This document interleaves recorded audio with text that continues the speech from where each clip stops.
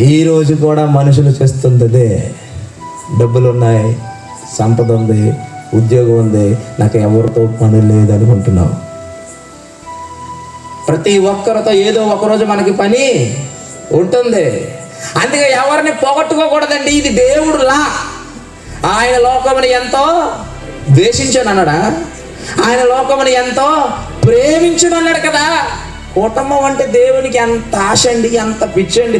కలిసి ఉండాలి, కలిసి ఉండాలి, కలిసి ఉండాలి, సహోదరుల ఐక్యత కలిగి నివసించడం ఎంత మేలు, ఎంత మనోహరం అన్నాడే. దేశము యొక్క సరిహద్దులను విశాలపరుస్తున్నాడే.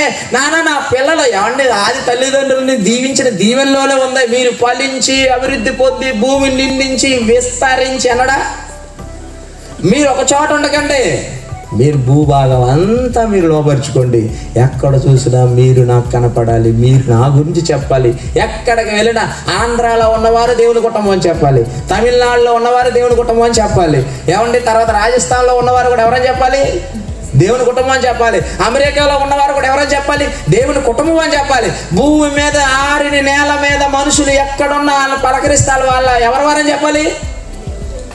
మేము దేవుని వారం అని చెప్పాలి. ఇది దేవుని కళ.